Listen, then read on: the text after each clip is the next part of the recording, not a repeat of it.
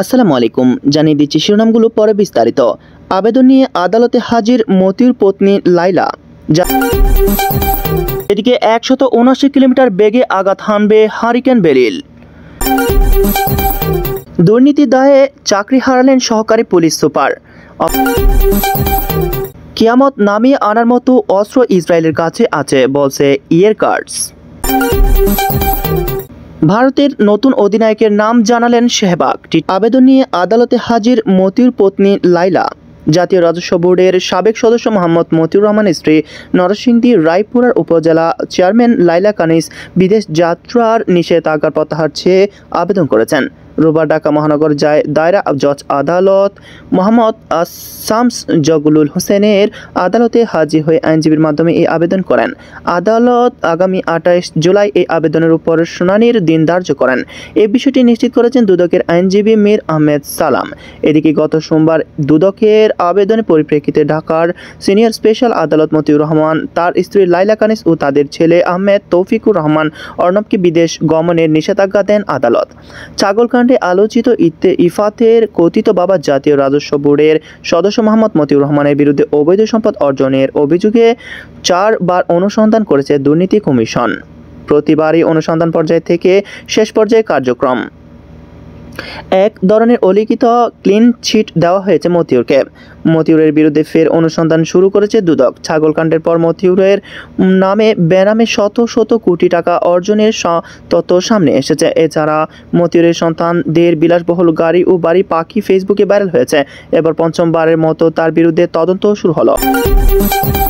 এদিকে 179 কিলোমিটার বেগে আঘাত হানবে হারিকেন বেরিল।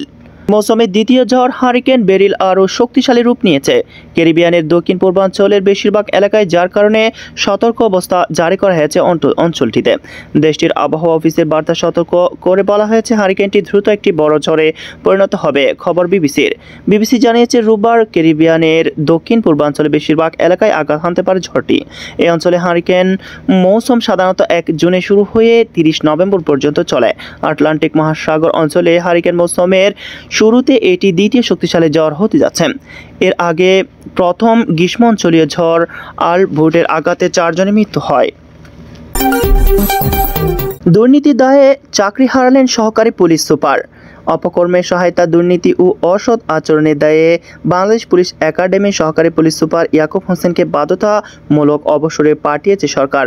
রোববার স্বরাষ্ট্র মন্ত্রণালয়ের জননিরাপত্তা বিভাগ থেকে এই সংক্রান্ত প্রজ্ঞাপন জারি করা হয়। স্বরাষ্ট্র মন্ত্রণালয়ের সচিব মোহাম্মদ জাহাঙ্গীর আলম স্বাক্ষরিত প্রজ্ঞাপনে বলা হয়েছে, বাংলাদেশ পুলিশ একাডেমির সারদার এএসপি ইয়াকুব হোসেন কুষ্টিয়া জেলা মিরপুর সার্কেল কর্মরত থাকার সময় তার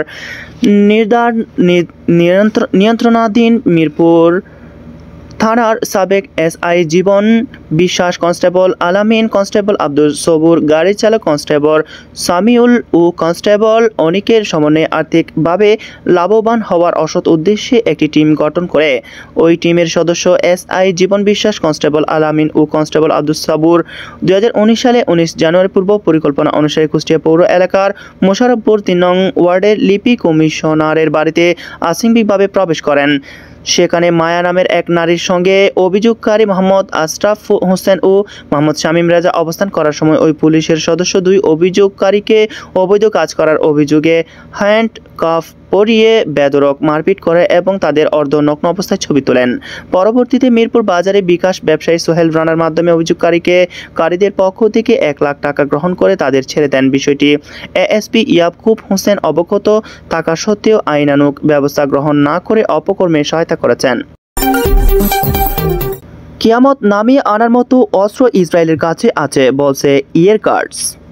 মধ্যপ্রাচ্যের কোনো দেশ যদি ইসরায়েলের বিরুদ্ধে ধ্বংসাত্মক আক্রমণ চালায় তবে কিয়ামত নামিয়ে আনা হবে এমন অস্ত্র ইসরায়েলের কাছে আছে বলে হুঁশিয়ারি দিয়েছেন দেশটির আরো প্রেস ইন্ডাস্ট্রির চেয়ারম্যান ইয়েরকার্স। স্থানীয় সময় শনিবার ইয়াহুদ মনুসন শহরে ইসরায়েল এরু প্রেস ইন্ডাস্ট্রির শ্রমিক পরিষদের এক অনুষ্ঠানে তিনি এসব কথা বলেন। খবর জেরুজালেম পোস্টের। ইয়েরকার্স বলেন, যদি আমরা বুঝতে পারি আমাদের অস্তিত্ব হুমকির মুখে এবং ইরান, ইয়েমেন, সিরিয়া, ইরাক ও মধ্যপ্রাচ্যের সব দেশ যদি সিদ্ধান্ত নেয় যে তারা আমাদের বিরুদ্ধে বোঝাপড়া করার সময় এসেছে। এই অবস্থায় আমি মনে করি আমাদের কিয়ামত নামিয়ে আনার মতো অস্ত্র ব্যবহার সক্ষমতা আছে। তিনি আর জোর দিয়ে বলেন, যুক্তরাষ্ট্র, ব্রিটেন ও জার্মানি আমাদের বুদ্ধি দিয়ে সাহায্য করে। তারা আমাদের জানায় কোন কোন পদক্ষেপ আমাদের বিপদে ফেলতে পারে। ইসরায়েলে ইরানি হামলার বিষয়ে হিরকাটস বলেন, আমাদের প্রকৌশলী ও কর্মীরা বেশ কয়েক সপ্তাহ ধরে এ ধরনের দৃশ্যকল্পের জন্য প্রস্তুত ছিলেন। ঘটনার দিন শনিবার যখন আমাদের জানানো হয় যে ইরান হামলা চালিয়েছে, তখন আমাদের কর্মীদের একটি বড় অংশ ঘুমন্ত অবস্থায় ছিলাম। তারপরও আমরা একটি স্বাভাবিক সকাল দেখতে পেয়েছি এবং এটি আমাদের মহাকাশ শিল্পের অবদান। ভারতের নতুন অধিনায়কের নাম জানালেন শেহবাগ। টি-20 বিশ্বকাপ জিতে অবসর নিয়েছে ভারতের 3 ক্রিকেটার রোহিত শর্মা, বিরাট কোহলি ও রবীন্দ্র জাদেজা। তবে রোহিত অবসর নেওয়ার ভারতকে ভাবতে হচ্ছে নতুন অধিনায়ক নিয়েও। কে হতে পারেন ভারতের পরবর্তী অধিনায়ক, তাই নিয়ে এখন চলছে আলোচনা। সেই আলোচনায় যোগ দিয়ে ভারতের নতুন অধিনায়ক হিসেবে একজনকে বেছে নিয়েছে বিসিসিআই এর কাজ খানিকটা সহজ করে দিয়েছেন ভারত সাবেক ক্রিকেটার বীরেন্দ্র সেহবাগ।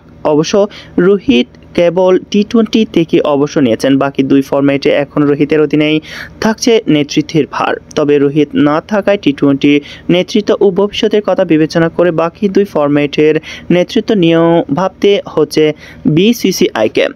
আর ভারতের জন্য যা বেশ কঠিন কাজই বটে, কেননা ভারতের অধিনায়ক হওয়ার দৌড়ে আছে বেশ কিছু নাম। দলের সহ অধিনায়ক হিসেবে তাকা হার্দিক পান্ডিয়া ছাড়া ভারতে টি-20তে এরই মধ্যে নেতৃত্ব দিয়েছেন এমন ক্রিকেটার সংখ্যাও কম নয়। সূর্যকুমার যাদব, ঋষভ পান্ত, জাসপ্রীত বুমরা ও লোকেশ রাহুলের নেতৃত্ব দেওয়ার অভিজ্ঞতা রয়েছে। আর নতুন করে জিম্বাবুয়ে সিরিজের জন্য ভারতের অধিনায়ক করা হয়েছে বিশ্বকাপের স্কোয়াডে জায়গা পাওয়া শুভমান গিলকে।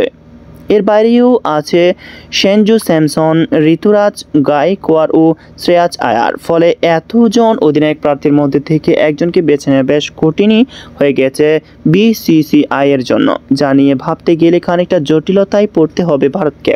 তবে তাদের কাজ কিছুটা হলেও সহজ করে দিয়েছেন শেহবাগ। অধিনায়ক প্রার্থীদের মধ্যে তিনি বলেন তার ভোটটা দিয়েছেন শুভমান গিলের ব্যালটে। ক্রিকবাজের এক আলাপচারিতায় ভারতের নতুন অধিনায়ক হিসেবে শুভমান গিলকে বেছে নিয়ে শেহবাগ বলেন, শুভমান গিল লম্বা রেসের ঘোড়া।